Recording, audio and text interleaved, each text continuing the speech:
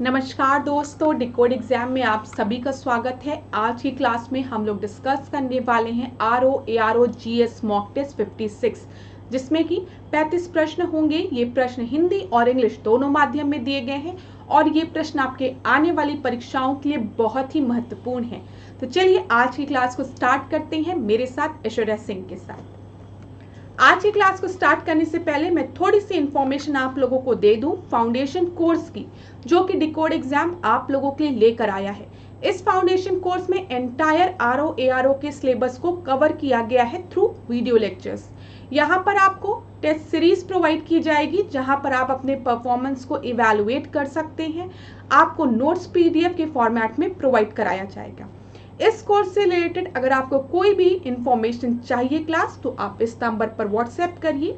यहाँ पर आपको सारी इंफॉर्मेशन प्रोवाइड करा दी जाएगी।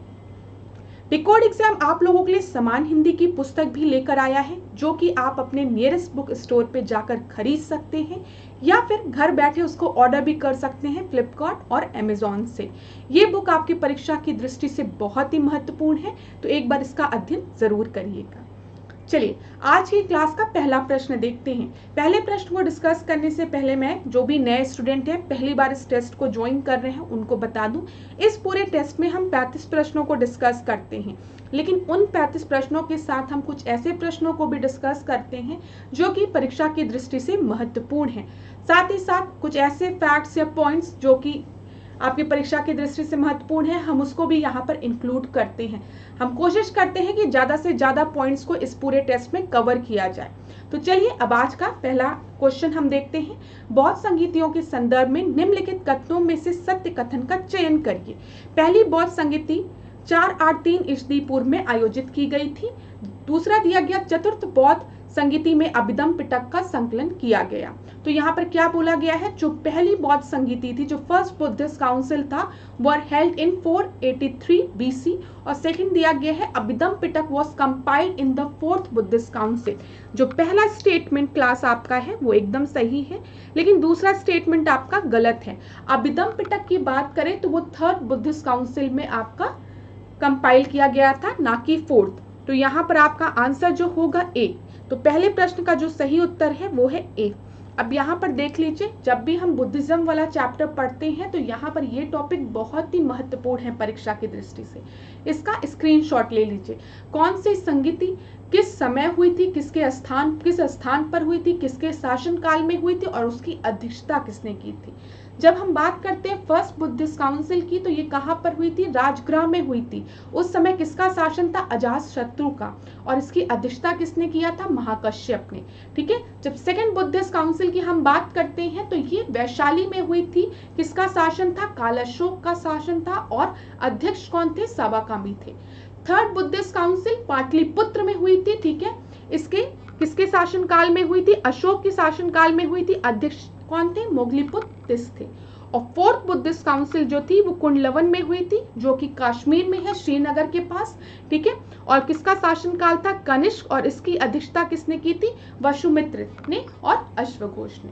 तो इतनी चीजें आप याद रखेंगे, परीक्षा की दृष्टि से महत्वपूर्ण है। स्क्रीनशॉट ले लीजिए। हमने थोड़ी देर पहले एक जो सेकंड पॉइंट दिया था, जिसमें पूछा गया था कि अभिधम पिटक जो है वो फोर्थ बुद्धिस्ट काउंसिल में कंपाइल किया गया था, जो कि गलत है। मैंने आपको बताया अभिधम पिटक जो है वो थर्ड बुद्धिस्ट काउंसिल में कंपाइल किया गया था। जब भी हम बुद्धिज्म की बात करते हैं तो यहाँ पे हम त्रिपिटक की बात करते हैं।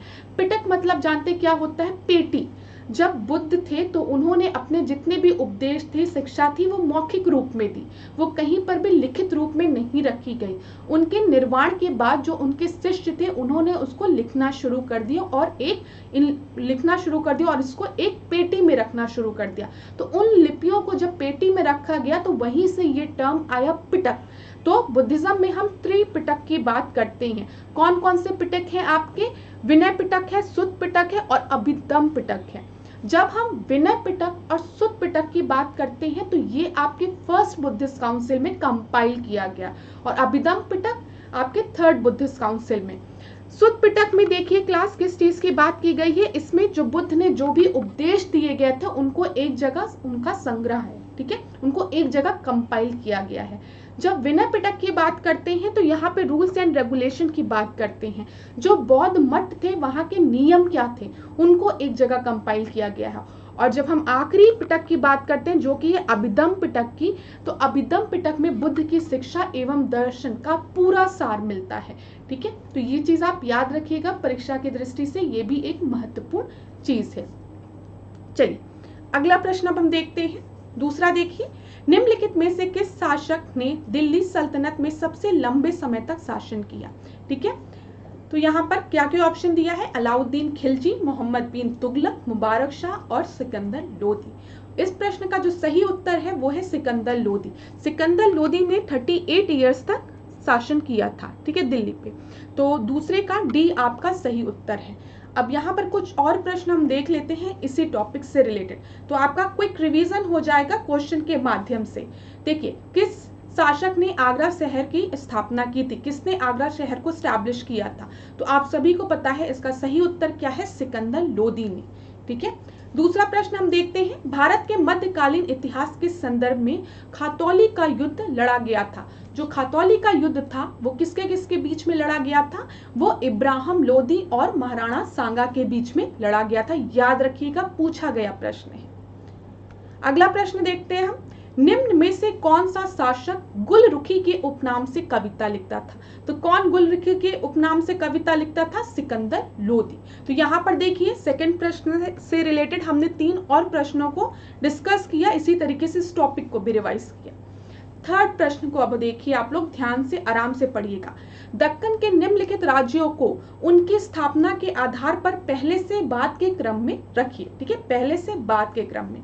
यहाँ पर मैं आपको एक ट्रिक बताऊंगी, अगर ये ट्रिक आपको याद रहेगी तो ये प्रश्न आपका पेपर में कभी भी गलत नहीं होगा। कोई भी कभी भी सीक्वेंस पूछेगा तो आप आराम से बता देंगे। बस आपको याद रखना है बैग बिग, ठीक है, बड़ा बस्ता, बैग बिग।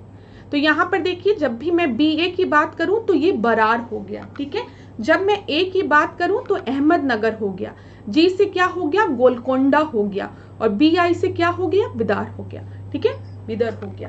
इतनी चीजें क्लियर हो गई। अब आप इसको अरेंज कर लीजिए इसी ट्रिक के माध्यम से। सबसे पहले 4 हो गया, फिर 2 हो गया, फिर 3 हो गया, फिर 1। 4 2 3 1 आपका थर्ड की A ऑप्शन में दिया है, जो कि सही है। देखिए, थर्ड का A ऑप्शन जो है वो आपका सही है। तो सर्वप्रथम बहमनी राज्य से अलग होने की घोषणा करने वाला जो राज्य था वो था बरार। ठीक है, और इसकी स्थापना कब हुई थी? 1484 में। 1484 में, याद रखिएगा। फतेह उल्लाह इमाद ने इसकी घोषणा की थी। अहमदनगर की जब हम बात करते हैं तो 1490 में, और कौन था वहां पर उस समय? मलिक अहमद। ठीक है, याद रखिएगा, अहमदनगर मलिक अहमद। गोलकोंडा की आप जब भी हम बात करते तो आपको पता है कुतुब शाही वहां पर है, तो कुली कुतुब ने की थी। बिदर राज की अगर हम बात करें तो यहाँ पर 1526 में अली बिदर द्वारा इसकी घोषणा की गई थी। तो इसका भी स्क्रीनशॉट ले लीजिएगा, यहाँ से पेपर में प्रश्न बनता है इसलिए मैंने डिस्कस किया है। ये एक इंपॉर्टेंट प्रश्न है, और ट्रिक अगर आप याद रखेंगे बैग बिग तो कभी भी नहीं सीक्वेंस भूलेगा। चलिए चौथे प्रश्न को हम देखते हैं। भारत में निम्नलिखित में से कौन सा युद्ध ऑस्ट्रिया के उत्तराधिकार युद्ध के कारण हुआ था? ठीक है, सक्सेशन ऑफ ऑस्ट्रिया वॉर जो था उसका इंपैक्ट भारत में भी किस युद्ध में देखा गया? ठीक है, किस वजह से यहाँ पर भी युद्ध हुआ ये पूछा। तो वो कौन सा युद्ध था? फर्स्ट कर्नाटक वॉर, ठीक है, द्वितीय कर्नाटक वॉर, तृतीय कर्नाटक वॉर या चतुर्थ कर्नाटक वॉर? तो मैं आपको बता दूं, सक्सेशन ऑफ ऑस्ट्रिया वॉर की वजह से जो भारत में वॉर हुआ वो था आपका फर्स्ट कर्नाटक वॉर। फोर्थ का A जो है वो आपका सही उत्तर है। और ये कब हुआ? 1746 से 1748 तक ये युद्ध चला था। ठीक है, और इसमें कौन सी ट्रीटी साइन हुई थी ये पेपर में प्रश्न पूछता है। तो याद रखिएगा, इस युद्ध में एक्सला-चैपल की संधि साइन हुई थी। जब ये युद्ध समाप्त हुआ तो एक्सला-चैपल की संधि यहाँ पर साइन हुई थी। चलिए फिफ्थ प्रश्न को अब हम देखते हैं। आर्य समाज के संदर्भ में निम्नलिखित कथनों में से सत्य कथन चुने। सत्य कथन चुनना है, आर्य समाज की बात कही गई है।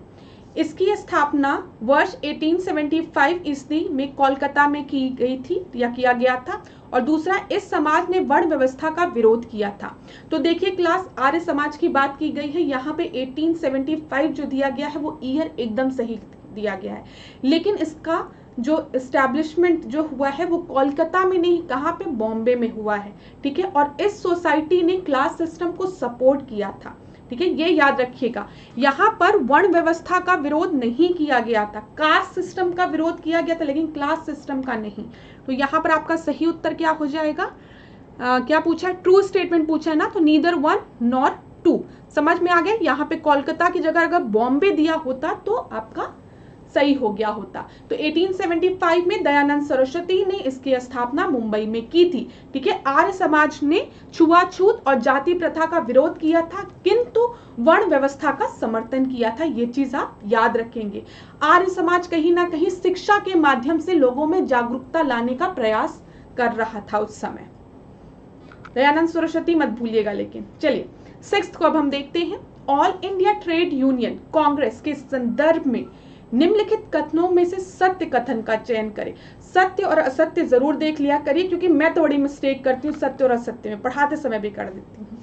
तो ध्यान से देखिएगा, ट्रू स्टेटमेंट पूछा है यहाँ पर, इसकी स्थापना मुंबई में की गई थी। ठीक है, इस संगठन द्वारा नेहरू रिपोर्ट की आलोचना की गई थी। तो यहाँ पर मैं आपको बता दूं, दोनों ही स्टेटमेंट जो दिए गए हैं वो एकदम सही है। तो करेक्ट स्टेटमेंट पूछा गया है, तो 6th का सी आपका सही उत्तर होगा। ठीक है, अब देखिए 1920 में ऑल इंडिया ट्रेड यूनियन का गठन किया गया था। किसके द्वारा किया गया था? इसके संस्थापक कौन थे? तो NM जोशी और लाला लाजपत राय थे। ठीक है, ऑल इंडिया ट्रेड यूनियन का एक सेशन नागपुर में हुआ था। कब? वर्ष 1929 में, जिसकी अध्यक्षता किसने की थी? जवाहरलाल नेहरू ने की थी। 1929 के ऑल इंडिया ट्रेड यूनियन के सेशन में नेहरू रिपोर्ट पर डिस्कशन हुआ था। ठीक है, जिसपे कि उसका बहुत लोग ने विरोध भी किया था, क्योंकि आपको पता है 1928 में जो नेहरू रिपोर्ट बनी उस समय कुछ हमारे जो नए नेता थे जैसे जवाहरलाल नेहरू, सुभाष चंद्र बोस, अब इनकी डिमांड थी कि हमें पूर्ण स्वराज की मांग करनी चाहिए। ठीक है, लेकिन जो ओल्ड लीडर्स थे, थोड़े बूढ़े हो गए थे, उन्होंने कहा अभी भी हम थोड़ा स्वराज की मांग करते हैं। ठीक है, डोमिनियन स्टेटस की मांग करते हैं। तो याद करिए 1 साल का समय दिया गया था कि आप हमें नेहरू रिपोर्ट बना के दे रहे हैं, आपके पास 1 साल का समय है, इसको लागू करिए। लेकिन ब्रिटिश सरकार ने इस पर कोई भी एक्शन नहीं लिया, जिसके वजह से 1929 में इंडियन नेशनल कांग्रेस का जो लाहौर सेशन हुआ था उसमें जवाहरलाल नेहरू ने झंडा फहराया रावी नदी के तट पे, और क्या बोला, आज से हमारी जो डिमांड है वो है पूर्ण स्वराज की।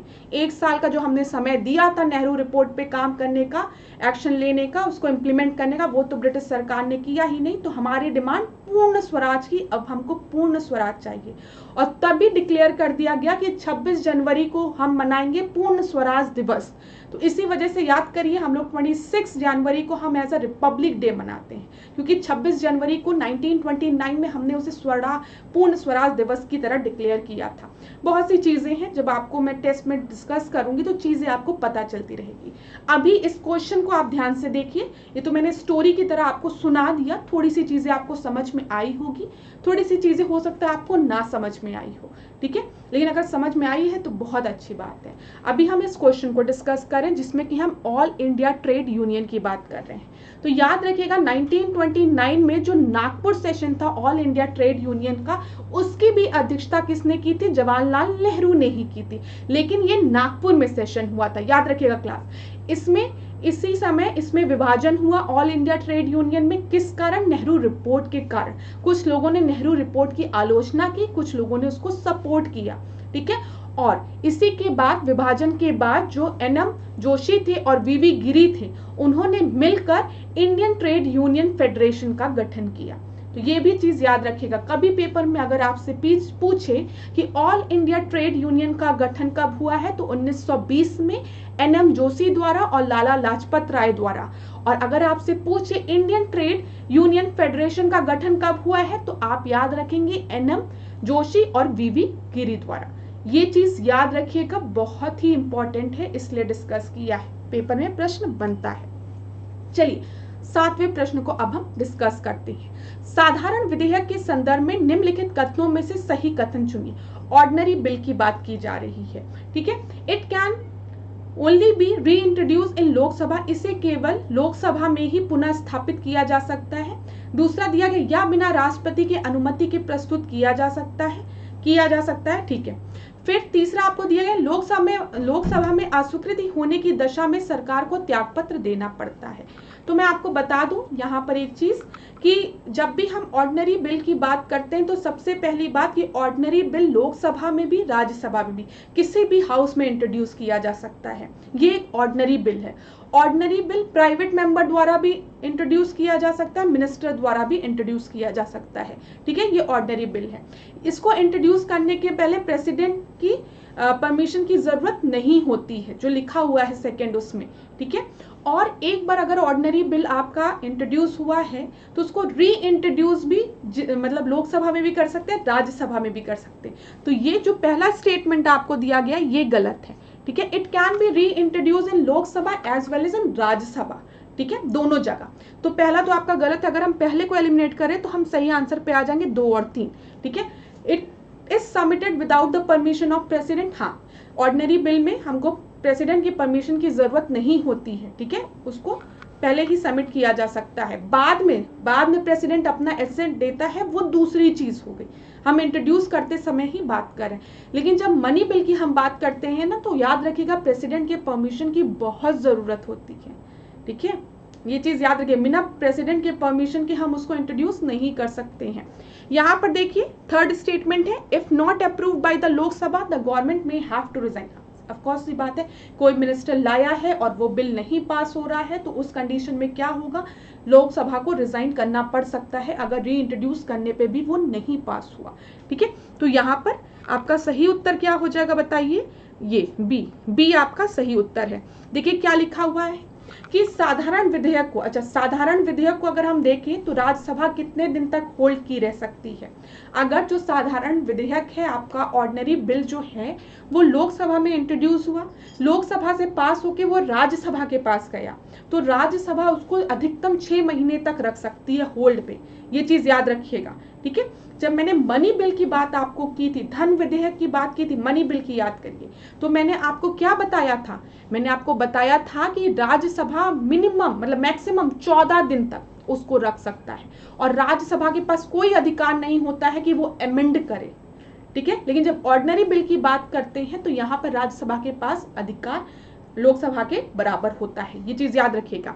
देखिए अधिकतम 6 माह के लिए रोक सकता है यदि साधारण विधेयक को किसी मंत्री ने पुनः स्थापित किया, ठीक है, फिर री इंट्रोड्यूस किया और लोकसभा में किसी मंत्री ने फिर से, देखिए मंत्री ने पुनः स्थापित किया और लोकसभा में वह अस्वीकृत हो गया, तो उस दशा में सरकार को त्यागपत्र देना पड़ता है। अब सही बात है, कोई मिनिस्टर उसको री इंट्रोड्यूस कर रहा है और उसके बाद जिसकी पार्टी है उसी के मेंबर उसको नहीं पास कर रहे हैं, तो दिख सकता है ना कि कॉन्फिडेंस नहीं है इन लोग में, खुद में यूनिटी नहीं। चलिए 8th प्रश्न को अब हम देखते हैं।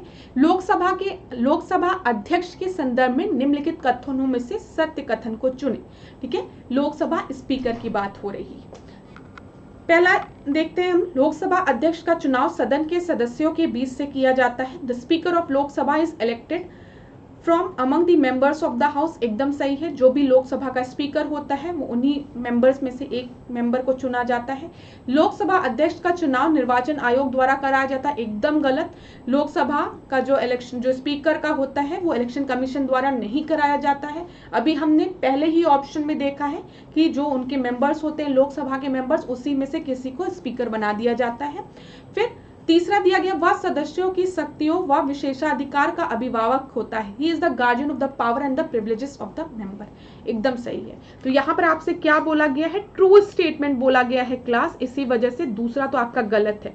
तो जहां जहां 2 दिया गया उसको हटाइए। अरे वाह, आप इस भी तरीके से इस प्रश्न को हल कर सकते हैं। इसके पहले वाला प्रश्न और ये प्रश्न आप इस तरीके से भी कर सकते हैं। देखिए क्लास, जब भी प्रीलिम्स निकलता है ना किसी भी स्टूडेंट का, तो ऐसा नहीं है कि नॉलेज के बेस्ड पे प्रीलिम्स निकलता है। नॉलेज तो होनी चाहिए, प्रैक्टिस तो होनी चाहिए, ज्ञान तो बहुत जरूरी है, बिना ज्ञान की कोई परीक्षा नहीं निकलेगी। लेकिन थोड़ा सा ट्रिक भी होना चाहिए कि अगर आपको प्रश्न नहीं आता है तो क्या आप उस प्रश्न को हल कर सकते हैं एक भी ऑप्शन की सहायता से। तो यहाँ पर अगर आपको पता था कि 2 गलत है, क्योंकि लोकसभा के स्पीकर का इलेक्शन का जो वो इलेक्शन है वो इलेक्शन कमीशन कराता है, ये तो सभी को पता है जिसने पॉलिटी थोड़ा भी पढ़ा है, तो तुरंत आप कर लोगे इस प्रश्न को। चलिए, हो गया ना ये। 9th प्रश्न को अब हम देखते हैं। केंद्रीय मंत्रिपरिषद के संदर्भ में निम्नलिखित कथनों में से सत्य कथन को चुनिए। यूनियन काउंसिल ऑफ मिनिस्टर की बात की गई है और आपसे बोला गया ट्रू स्टेटमेंट को सुनिए। राष्ट्रपति को सहायता और सलाह देता है, to aid and advice the president. आपको पता है president work on the aid and advice of council of ministers, एकदम सही है, कोई दिक्कत नहीं है इसमें, ट्रू स्टेटमेंट बोला है। प्रधानमंत्री प्रमुख होता है, प्राइम मिनिस्टर, ये भी लिखा है The Council of Minister will aid and advise the President, ठीक है, ये पता है, या President will work on the aid and advice of Council of Minister headed by Prime Minister, ठीक है। तो हेड कौन होता है, चीफ कौन होता है, प्राइम मिनिस्टर होता है, एकदम सही है। वास्तविक रूप से कार्यपालिका की शक्ति राष्ट्रपति में निहित होती है, यही गलत है। तो प्रेसिडेंट को, जो राष्ट्रपति है उसको रबड़ स्टैंप बोला जाता है ना, रबड़ स्टैंप बोला जाता है काउंसिल ऑफ मिनिस्टर की। तो अगर हम वास्तविक रूप में देखें तो राष्ट्रपति के पास शक्तियां नहीं होती हैं, क्योंकि यहाँ पे रियलिटी में बोला गया है। तो तीसरा स्टेटमेंट आपका गलत है, यहाँ पर आपका ट्रू स्टेटमेंट बोला गया है, तो 1 और 2 सही है। 9th का डी आपका सही उत्तर हो जाएगा, ठीक है। और ये the council of minister will aid and advice president, ये किस आर्टिकल में दिया गया वो भी याद रखिएगा, अनुच्छेद 74 में, ठीक है। इतनी चीजें क्लास याद रखिएगा। चलिए 10वां प्रश्न अब हम देखते हैं। निम्नलिखित कथनों में से सत्य कथन को चुनिए। सत्य कथन को चुनना है, ट्रू स्टेटमेंट को चुनना है। पहला देखते हैं, संसद द्वारा पारित विधेयक पर राष्ट्रपति स्वीकृति दे सकता है अथवा सुरक्षित रख सकता है, ठीक है। दूसरा आपको दिया गया है, राष्ट्रपति धन विधेयक को पुनः विचार हेतु संसद को वापस लौटा सकता है। तो क्या लिखा है कि ठीक है, जब प्रेसिडेंट के पास कोई भी बिल आता है तो अगर प्रेसिडेंट चाहे तो उस पे एसेंट दे और प्रेसिडेंट चाहे तो एसेंट को होल्ड करे, ठीक है, बिल को रिजर्व कर ले, ये सही है, कोई दिक्कत नहीं है। लेकिन जो दूसरा स्टेटमेंट दिया है, धन विधेयक की बात किया है कि धन विधेयक को प्रेसिडेंट पुनः विचार हेतु संसद को वापस लौटा सकता है, ये गलत है। क्योंकि धन विधेयक बिना प्रेसिडेंट के अप्रूवल के इंट्रोड्यूस ही नहीं किया जाता है, लाया ही नहीं जाता है, ठीक है। प्रेसिडेंट जब तक नहीं कहता है कि अप्रूव नहीं करता तब तक वो इंट्रोड्यूस ही नहीं किया जाता है। तो जो चीज प्रेसिडेंट की आज्ञा से इंट्रोड्यूस की गई है वो फिर प्रेसिडेंट उसको क्यों उस पर पुनः विचार करने की बात कहेगा, ठीक है। तो यहाँ पर आपका सही उत्तर क्या हो जाएगा, ओनली 1, ये चीज याद रखिएगा। तो ए आपका सही उत्तर है। यहीं पे ऑर्डिनरी बिल की बात होती है, अगर जो कि हमने इसके पहले बात की है, सामान्य बिल की बात होती, तो यहाँ पर प्रेसिडेंट उसको रिकंसिडर करने के लिए वापस भेज सकता है, ठीक है। लेकिन जब एक बार उसने रिकंसिडर करने को भेजा और उसके बाद संसद ने प्रेसिडेंट को उसको बिल को रिकंसिडर करके वापस कर दिया, अब ये संसद पर है कि संसद ने कोई अमेंडमेंट किया या नहीं किया, ये संसद पर है। लेकिन अब संसद ने उसको एक बार रिकंसिडर करके वापस प्रेसिडेंट को ले जाके दे दिया, तो प्रेसिडेंट अब क्या हो गया, बाध्य हो गया है कि या तो वो एसेंट दे या तो ना दे। अब डिसीजन लेने के लिए प्रेसिडेंट बाध्य हो गया है। ये ऑर्डिनरी बिल के केस में होता है, मनी बिल में तो ये प्रोविजन होता ही नहीं है। चलिए 11वां प्रश्न देखिए, उप प्रधानमंत्री के संदर्भ में कौन कौन कथन सत्य है, ठीक है। डिप्टी प्राइम मिनिस्टर की बात की गई है। उप प्रधानमंत्री का पद संवैधानिक पद है। The post of the deputy prime minister is the constitutional post. फिर दिया है अब तक 8 उप प्रधानमंत्री हुए हैं और तीसरा दिया है सरदार पटेल भारत के प्रथम उप प्रधानमंत्री थे। तो मैं आपको बता दूं, डिप्टी प्राइम मिनिस्टर की जब हम बात करते हैं तो ये एक कॉन्स्टिट्यूशनल पोस्ट नहीं है, ठीक है। तो पहला तो आपका एकदम गलत है। फिर अगर इसको भी हम एलिमिनेट करके देखेंगे तो ये भी गलत, ये भी गलत, ये भी गलत, ठीक है। तो आपका सही उत्तर क्या हो जाएगा, बी हो जाएगा।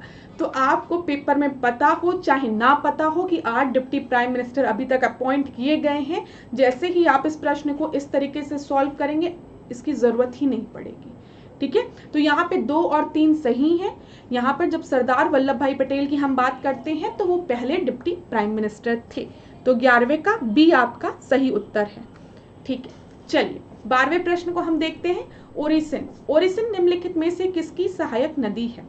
ओरिसन किसकी ट्रिब्यूटरी है, साबरमती की है, नर्मदा की है, पेरियार की है या फिर स्वर्ण रेखा की है।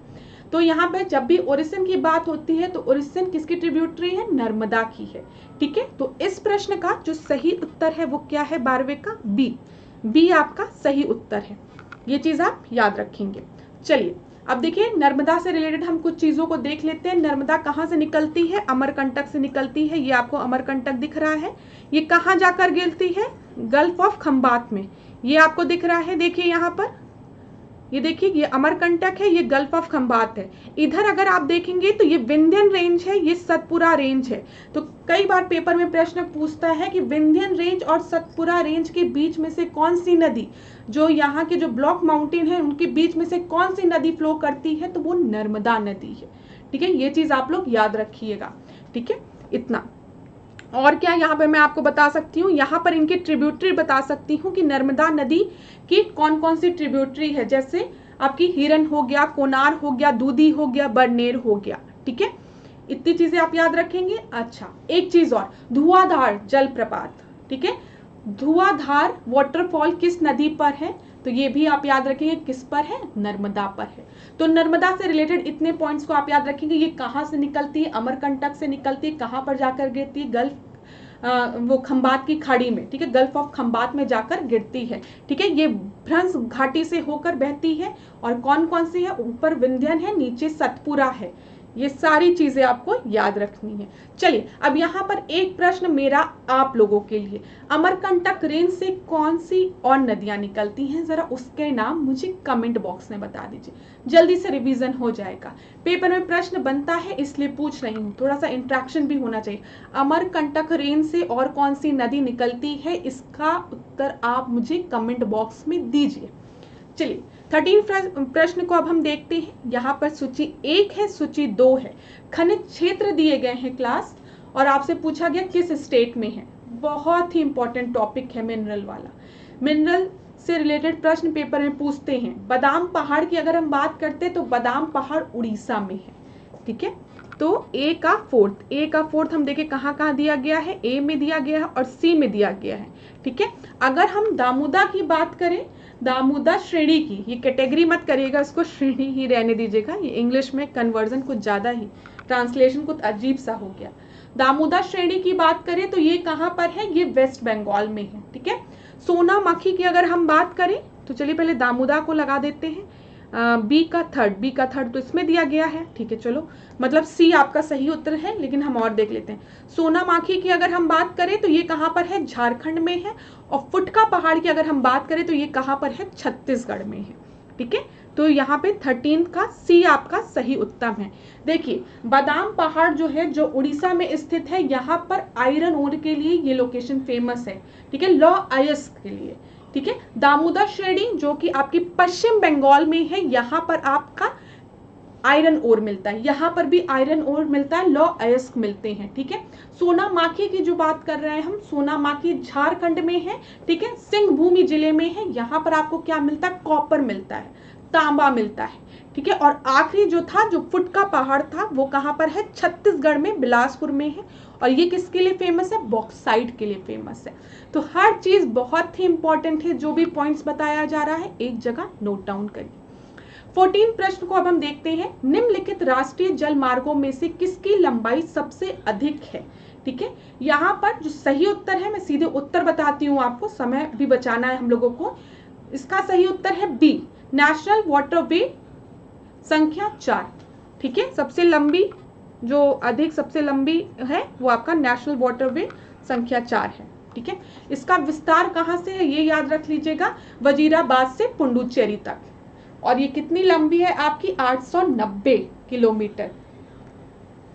इतनी चीजें याद रखेंगे। अच्छा, एक चीज और याद रखिएगा, यह ब्रह्मपुत्र नदी पर स्थित जलमार्ग है। ठीक है, एक मिनट क्लास, एक चीज गड़बड़ी हो गई है। यहाँ पर राष्ट्रीय जलमार्ग की बात हम कर रहे हैं 4 की, तो इसकी जो रेंज है वो आपकी कितनी है? ये देखिए, यहाँ पे जो संख्या 2 है उसकी रेंज 890 किलोमीटर है। ठीक है, अब आप खुद सोचिए, वजीराबाद से पुडुचेरी की बात हो रही है तो ब्रह्मपुत्र रिवर कहाँ से आ जाएगी?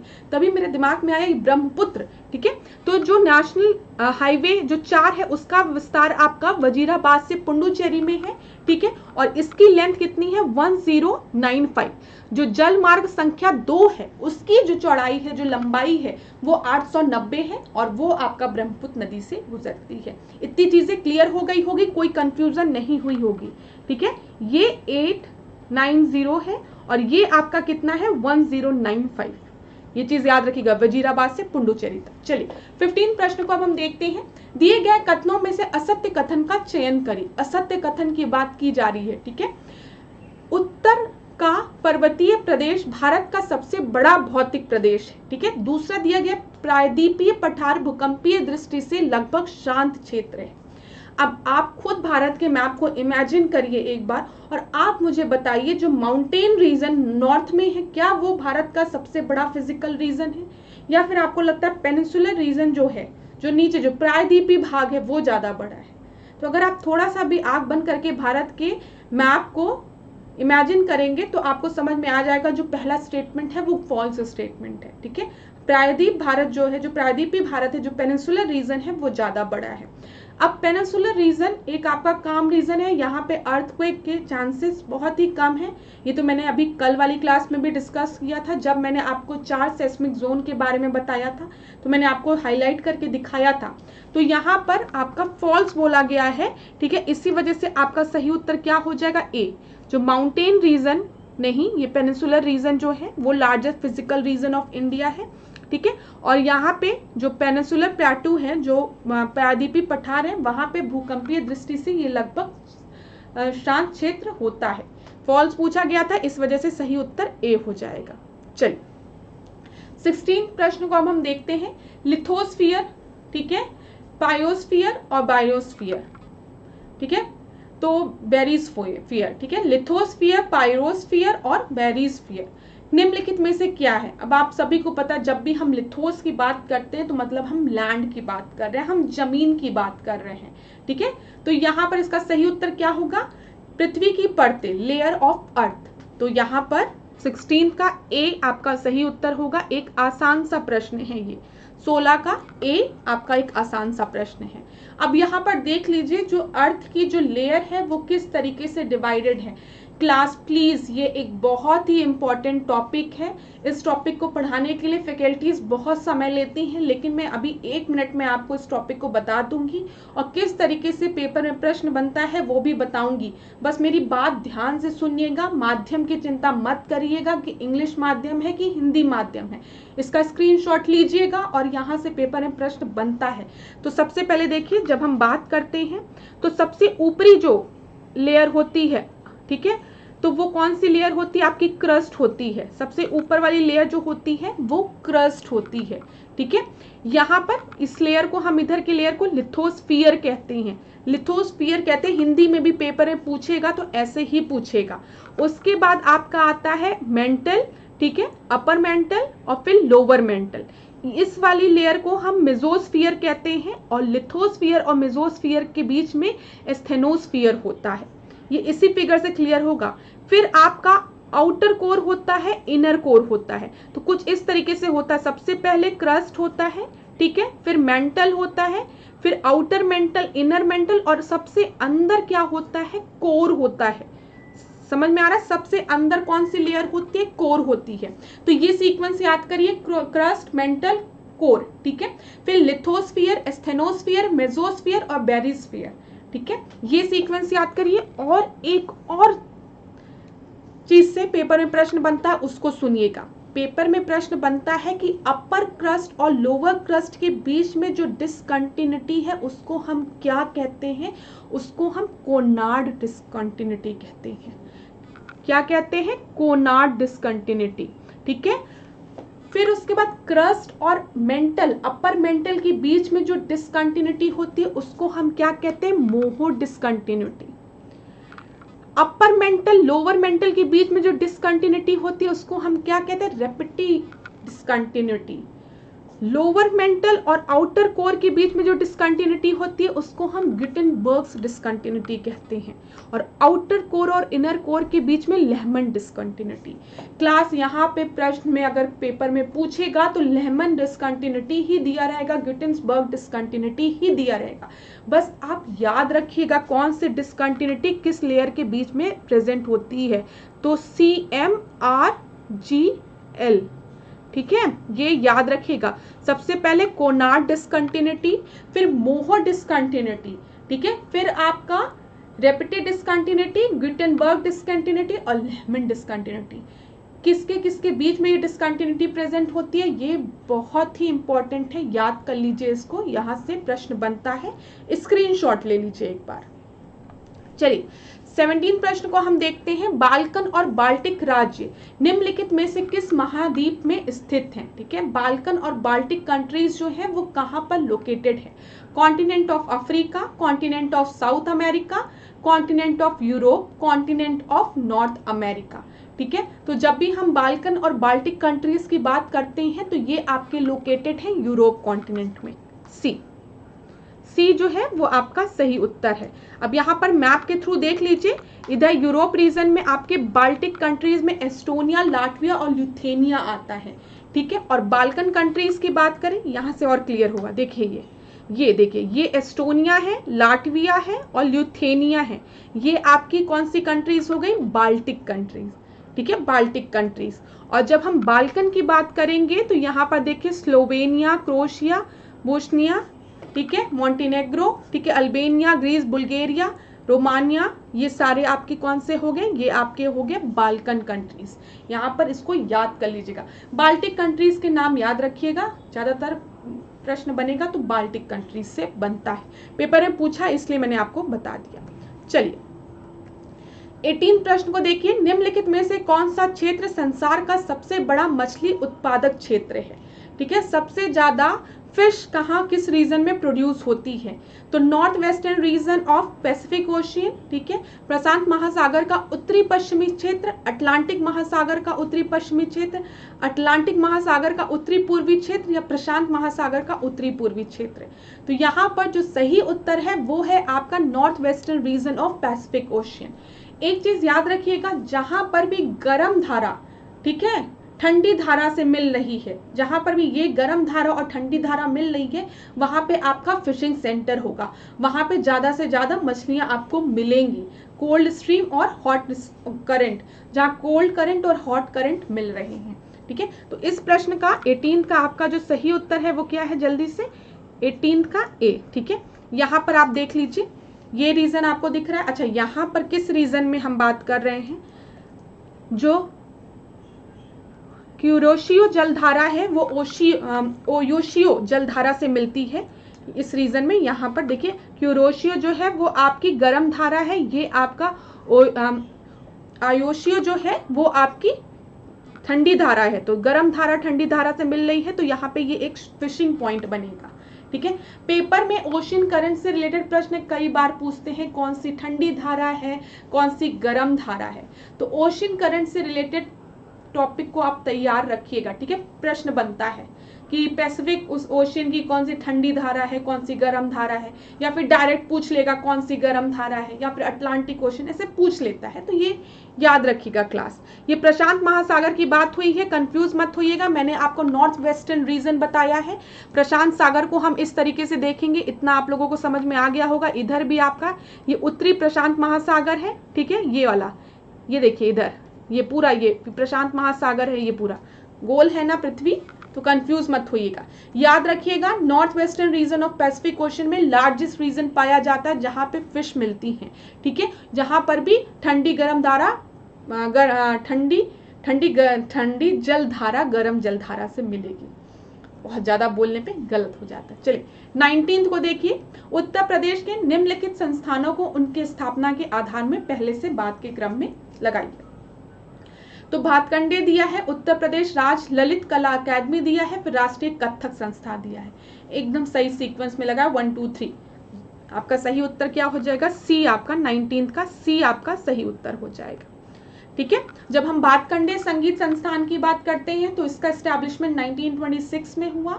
ठीक है। उत्तर प्रदेश ललित कला एकेडमी की बात करें तो इसी को रिवर्स कर दीजिए, वो 1926 था, ये 1962 हो गया। ठीक है। और कथक संस्थान की बात करें तो 1988। 20 प्रश्न को देखते हैं। उत्तर प्रदेश में नहरों के संदर्भ में निम्नलिखित कथनों पर विचार कीजिए। ठीक है, चलिए देखते हैं। Raebareli has the longest length of the canal in the state. प्रदेश में नहरों की सर्वाधिक संख्या रायबरेली में है। और दूसरा है निचली गंगा नहर प्रदेश की सबसे लंबी नहर है। तो यहाँ पर आपको क्या बताना, ट्रू स्टेटमेंट बताना है। जो पहला स्टेटमेंट है वो बिल्कुल सही है, लेकिन अगर हम बात करें लॉन्गेस्ट कैनाल की स्टेट में तो वो लोअर गंगा कैनाल नहीं है, वो शारदा कैनाल है, याद रखिएगा। यहाँ पे शारदा कैनाल होना चाहिए। तो ट्रू स्टेटमेंट बोला है, इसीलिए ओनली 1 इज राइट। तो 20 का ए आपका सही हो जाएगा। 21वां प्रश्न हम देखते हैं, किस चीज से रिलेटेड है? राष्ट्रीय आय की गणना, राष्ट्रीय आय की गणना से रिलेटेड है। Calculation of national incomes. तो सबसे पहले दिया है, इसमें ब्रोकर्स कमीशन इंक्लूड होती है, gift receive from the abroad, allowances given to the member of parliament, money और reward won in the lottery. तो जब भी हम राष्ट्रीय आय की गणना करते हैं तो उसमें ब्रोकर्स के कमीशन इंक्लूड होती है। ठीक है। संसद सदस्यों को जो दिए जाने वाले भत्ते हैं वो भी आपका इंक्लूडेड होता है, लेकिन विदेश से जो प्राप्त उपहार होते हैं, gift receive from the abroad, वो नेशनल इनकम में नहीं इंक्लूडेड होता है। ना ही जो मनी लॉटरी से जीती गई हो वो भी नहीं इंक्लूड होता है, लॉटरी में जीती गई धनराशि भी नहीं। तो यहाँ पे कौन कौन से शामिल है पूछा गया है, तो फर्स्ट और थर्ड, 1 और 3। ठीक है। तो 21 का सी आपका सही है। देखिए, विदेश से प्राप्त उपहार, लॉटरी में जीती गई धनराशि या इनाम, भारत में विदेशी बैंकों द्वारा अर्जित लाभ आदि को राष्ट्रीय आय की गणना में शामिल नहीं किया जाता है, याद रखिएगा। 22वां प्रश्न देखते हैं। किसान क्रेडिट कार्ड में संबंध में कर लीजिएगा, निम्नलिखित कथनों में से कौन सा कथन सत्य है? किसान क्रेडिट कार्ड 5 वर्षों के लिए वैध होता है। रिजर्व बैंक क्रेडिट कार्ड के प्रबंधक इकाई है। अच्छा ठीक है, आरबीआई इसकी प्रबंधक इकाई है बोला गया। तो जब भी हम केसीसी की बात करते हैं तो इसकी जो वैधता होती है वो 5 साल की होती है, ये सही है। लेकिन आरबीआई इसकी प्रबंधक इकाई नहीं है, इसकी प्रबंधक इकाई क्या है? नाबार्ड है। ठीक है। यहाँ पर आपका ट्रू स्टेटमेंट बोला है, इस वजह से सही उत्तर क्या हो जाएगा? ए। 22 का ए आपका सही उत्तर है। ठीक है। चलिए 23 देखते हैं। पंचवर्षीय योजना के संदर्भ में निम्नलिखित कथनों में से सत्य कथन चुनें। चलिए सत्य कथन चुनना है। तो सेकेंड ईयर का जो द्वितीय पंचवर्षीय योजना थी वो पीसी महानबोलिस मॉडल पर आधारित है। फिर है आपका तीसरी पंचवर्षीय योजना में भारत पाक युद्ध हुआ, और थर्ड आपका दिया चौथी पंचवर्षीय योजना के बाद योजना अवकाश हुआ। तो यहाँ पर देखिए जो सेकेंड थर्ड स्टेटमेंट है थोड़ा सा एक दूसरे को कॉन्फ्लिक्ट कर रही है। जो सेकेंड 5 ईयर प्लान है, जो द्वितीय पंचवर्षीय योजना है, वो पीसी महानबोलिस मॉडल पर बेस्ड है, एकदम सही है। पहला एकदम सही है। ठीक है, पहला। और तीसरी पंचवर्षीय योजना के समय भारत और पाकिस्तान में युद्ध चल रहा था, जिसके बाद योजना अवकाश हुआ। तो यहाँ पर ये जो चौथी लिखा है ना, उसकी जगह तीसरी होना चाहिए। तीसरी पंचवर्षीय योजना के बाद योजना अवकाश हुआ है। ठीक है, जिसका कि एक बहुत बड़ा कारण था भारत पाक युद्ध। तो यहाँ पर आपका सही उत्तर क्या हो जाएगा? राइट पूछा है 1 और 2। तो 23 का ए आपका सही उत्तर है। अब देखिए क्लास प्लानिंग कमीशन से रिलेटेड और क्या क्या प्रश्न पूछते हैं। जैसे नीली क्रांति, ब्लू रिवॉल्यूशन की अगर हम बात करें तो वो किस पंचवर्षीय योजना के दौरान शुरू की गई थी? ठीक है, तो नीली क्रांति ब्लू रिवॉल्यूशन जो है वो आपकी 7वीं पंचवर्षीय योजना के दौरान शुरू की गई थी। तो यहाँ पर आपका आंसर सही क्या होगा? थर्ड। पंचवर्षीय योजना देख लीजिए जो किस मॉडल पर बेस्ड है, ये पूछता है। जो पहली पंचवर्षीय योजना है वो हेरोल्ड डोमर मॉडल पर बेस्ड है, याद रखिएगा, पेपर में प्रश्न पूछता है। ठीक है, द्वितीय पंचवर्षीय योजना की अगर हम बात करेंगे तो महानबोलिस मॉडल पर बेस्ड है। और थर्ड पंचवर्षीय योजना की अगर हम बात करेंगे तो वो किस पे बेस्ड है? गॉडगिल योजना पर। ये बहुत ही इंपॉर्टेंट है, मैच द कॉलम के फॉर्म में, सुमेलित करने के फॉर्म में या करेक्ट स्टेटमेंट के फॉर्म में यहाँ से प्रश्न बनता है। तो याद रखिएगा हेरोड डोमर, महान बोलिस और गाडगिल। चलिए इतनी चीजें हो गई। फिर देखिए एक और प्रश्न है, भारत ने किस पंचवर्षीय योजना के दौरान मिश्रित अर्थव्यवस्था को अपनाया था? मिक्स्ड इकोनॉमी की बात हो रही है, किस प्लानिंग कमीशन के थ्रू भारत ने मिक्स्ड इकोनॉमी को अडॉप्ट किया था? तो यहाँ पर सही उत्तर जो है वो है सेकेंड पंचवर्षीय योजना के थ्रू, सेकेंड प्लानिंग कमीशन की जो था उसमें, तो सेकेंड, ठीक है। द्वितीय, खादी एवं ग्रामोद्योग आयोग की स्थापना किस पंचवर्षीय योजना में की गई थी? तो ये किस पंचवर्षीय योजना में की गई थी? ये भी द्वितीय पंचवर्षीय योजना में की गई थी। यहाँ पर थर्ड आपका सही है। इसी तरीके से अभी मुझे याद आया, पूछा जाता नाबार्ड को किस पंचवर्षीय योजना में लाया गया? तो नाबार्ड जब आप लिखोगे तो देख लो कितना है, 1 2 3 4 5 6, तो छठवीं पंचवर्षीय योजना के थ्रू नाबार्ड की स्थापना की गई है। इस तरीके से याद रख सकते हो। चलो 24वां प्रश्न हम देखते हैं। कथन दिया है, कारण दिया है। मुद्रास्फीति में मुद्रा का मूल घट जाता है, कारण है मुद्रास्फीति को नियंत्रित करने के लिए बैंक दर में वृद्धि की जाती है। ठीक है, देखिए जब भी हम इन्फ्लेशन की बात करते हैं तो जो वैल्यू है मनी की, ठीक है, वो घट जाती, एकदम सही है। ऐसे समझिए, आप लोग ने अक्सर अपने मम्मी पापा को कहते हुए सुना होगा, हम तो 1 रुपए में शर्ट भी खरीद लेते थे, पैंट भी खरीद लेते थे, हम तो 1 रुपए में पूरे घर का राशन ला के रख देते थे, और आज उस 1 रुपए की कीमत कुछ भी नहीं है। ठीक है, उस 1 रुपए की कीमत कुछ भी नहीं है, मतलब जो वो मनी था वो अभी भी 1 रुपए है, लेकिन उसकी जो वैल्यू है वो समय के कारण घट गई है।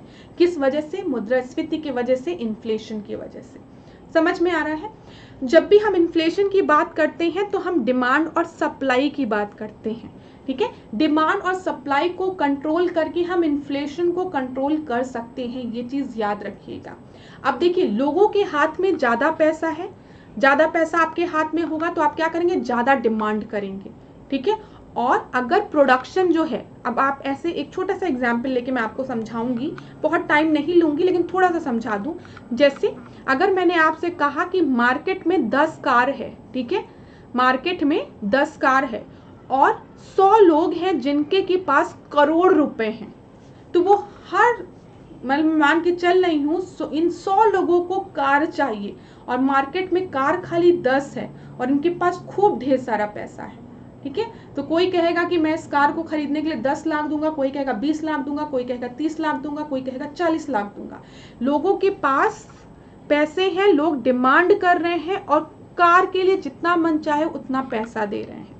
ठीक है, यहाँ पर याद रखिएगा, जो सप्लाई है उसको मैंने स्टैटिक रखा है और डिमांड को मैं बढ़ा रही हूँ। अब यहीं पर मैंने लोगों की संख्या को 100 200 कर दिया।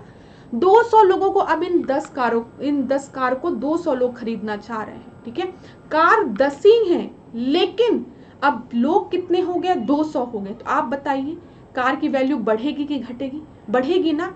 अब जब 200 लोग हैं तो कंपटीशन और होगा, लोग मन चाह पैसा देंगे, अरे भाई लो लो ले लो ले लो, लेकिन कार हम ही को दे दो, हमारी डिमांड है। ठीक है, इनके पास पैसे हैं।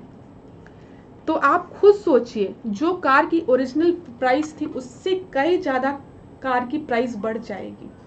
ठीक है, तो जब बढ़ जाएगी तो कहीं ना कहीं जो वैल्यू है मनी की वो घट जाएगी। अब जब भी लोगों के हाथ में पैसा होगा, लोग डिमांड करेंगे, वैल्यू ऑफ मनी कहीं ना कहीं कम होगी, क्योंकि लोगों के पास पैसा है, वो फेंकेंगे।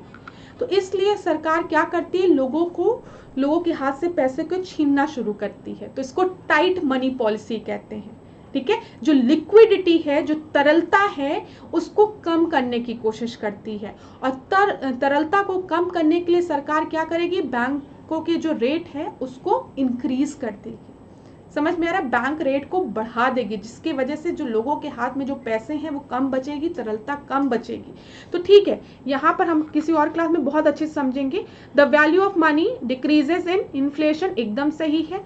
बैंक रेट इंक्रीज किया जाएगा टू कंट्रोल द इन्फ्लेशन, ये भी सही है। ए और आर दोनों सही स्टेटमेंट है, लेकिन एक्सप्लेन नहीं करना एक दूसरे को, तो बी आपका सही उत्तर होगा। ये चीज याद रखिएगा।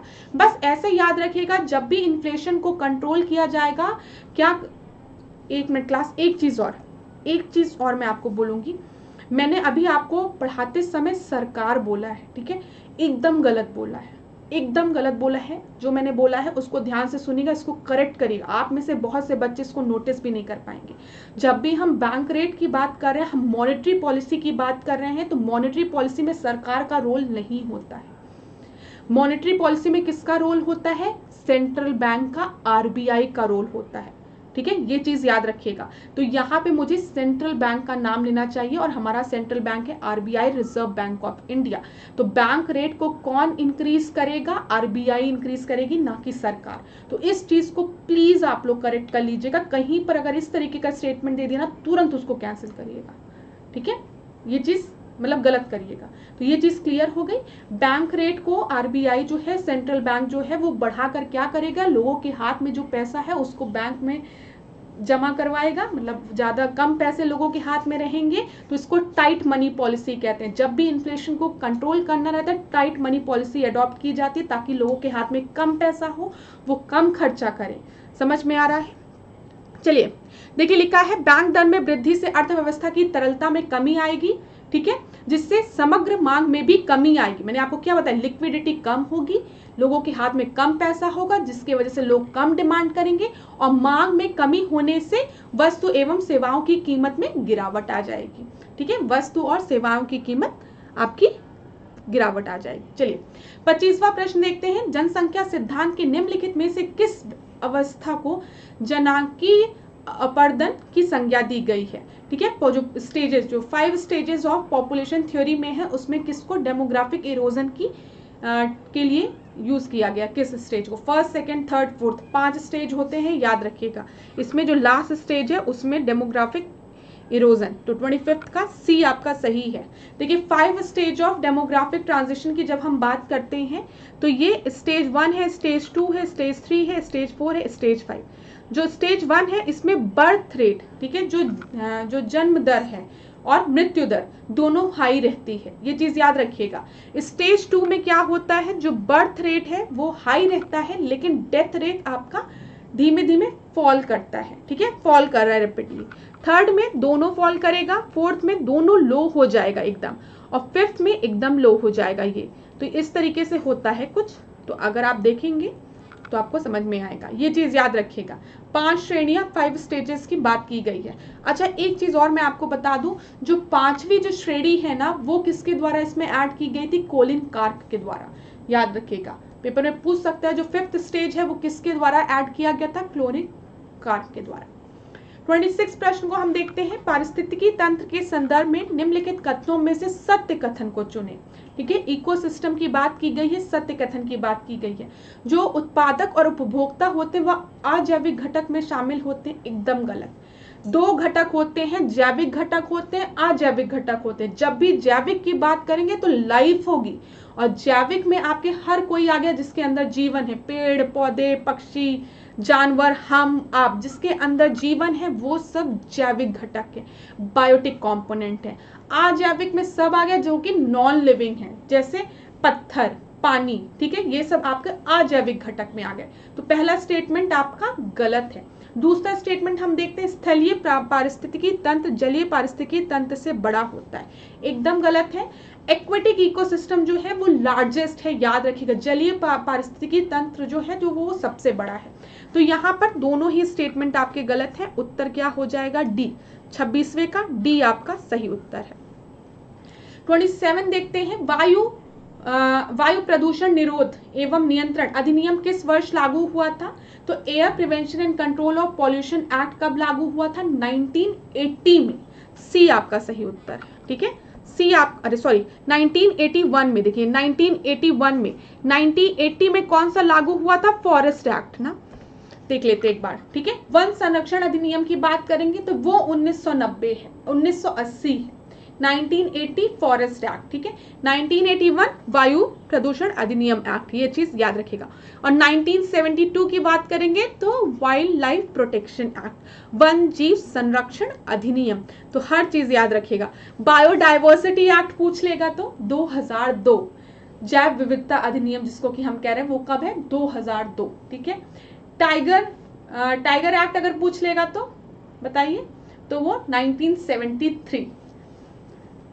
चलिए 28 देखिए, निम्नलिखित में से किस फल का फल भित्ति एवं प्लेसेंटा नहीं खाया जाता है? तो वो सेब का नहीं खाया जाता है। 28वें का सी आपका सही उत्तर होगा। 29 देखते हैं, चावल निम्नलिखित में से किस कुल का पौधा है? किस क्लैन से बिलोंग करता है चावल? तो ये आपका ग्रेमिनी से बिलोंग करता है। 29 का ए आपका सही उत्तर है। चावल की बात करें, वीट की बात करें, दोनों जो है वो ग्रेमिनी कुल के हैं, ये चीज याद रखिएगा। 30 प्रश्न को देखें, ये विटामिन से रिलेटेड प्रश्न है, यहाँ से भी साइंस में प्रश्न बनते हैं। तो देखिए क्या दिया गया है, विटामिन B3, इनके केमिकल नेम दिए गए हैं। पैंथोथेनिक एसिड विटामिन B3 को कहा जाता है। विटामिन के दिया है टोकोफेरॉल, विटामिन डी दिया है रेटिनॉल। तो मैं बता दूं क्लास, जो टोकोफेरॉल है वो विटामिन ई होता है, ई टोकोफेरॉल होता है, और रेटिनॉल की जब हम बात करते हैं तो विटामिन ए होता है। तो दूसरा और तीसरा आपका गलत है, दूसरा तीसरा गलत है। यहाँ पर नॉट मैच्ड बोला है ना, नॉट मैच्ड, तो 2 और 3 हो जाएगा। विटामिन डी को हम क्या कहते हैं, कैल्सिफेरॉल, ठीक है। तो यहाँ पर आपका सही उत्तर क्या हो जाएगा, बी हो जाएगा, ठीक है। अब ये देखिए केमिकल नेम्स दिए हैं विटामिन के, इसको एक बार आप लोग पढ़ लीजिएगा। जैसे विटामिन ए को हम क्या कहते हैं, रेटिनॉल कहते हैं। विटामिन ए की कमी से कौन सी बीमारी होती है, रतौंधी होती है, नाइट ब्लाइंडनेस होता है, ठीक है। फिर विटामिन डी को हम क्या कहते हैं, कैल्सिफेरॉल कहते हैं। कैल्सिफेरॉल की कमी से क्या होता है, कैल्शियम की कमी से हड्डियां कमजोर होती हैं, ऑस्टियोपोरोसिस होता है, ये सब पढ़ा करिए, ठीक है। विटामिन ई की बात करते हैं तो टोकोफेरॉल कहते हैं, फर्टिलिटी के लिए जरूरी होता है, ठीक है। पूरा पढ़ डालिएगा, ये बहुत ही इंपॉर्टेंट है, यहाँ से पेपर में प्रश्न बनता है, इसलिए मैंने इसको डिस्कस किया है। यहाँ पे आपका विटामिन सी नहीं दिया है, वो एस्कॉर्बिक होता है, याद रखिएगा। चलिए 31 देखते हैं। ए कथन और कारण दिया है, मानव शरीर का पाचन तंत्र कई भागों में बटा हुआ है, एकदम सही है। मानव शरीर का जो पाचन तंत्र है वो कई भागों में बटा हुआ है। तो ग्रास नली भी पाचन तंत्र का भाग है, किंतु इसमें किसी भी प्रकार की पाचन क्रिया नहीं होती है, ये भी एकदम सही है। जो ग्रास नली है वो पाचन तंत्र का भाग है, ठीक है। यहीं से तो खाना होके नीचे जाता है, उसमें जाता है, स्टमक में जाता है, ठीक है, इंटेस्टाइन में जाता है, एकदम सही है। लेकिन इसमें किसी तरीका का पाचन नहीं होता, ये भी सही है, ठीक है। जो पाचन क्रिया है वो आपका मुंह से स्टार्ट हो जाती है, ये चीज याद रखिएगा, पेपर में पूछा गया प्रश्न है। तो दोनों ही आपके सही है, लेकिन एक्सप्लेन नहीं कर रहे हैं, इस वजह से बी आपका सही हो जाएगा, ठीक है। चलिए 32 देखते हैं, निम्नलिखित में से कौन सा युग्म संगत नहीं है, ठीक है, कौन सा सही नहीं है। अब यहाँ पे आविष्कार दिया है, आविष्कारक दिया गया है, लूसेंट में एक जगह ये पूरा दिया गया है, वहीं से पढ़ डालिएगा।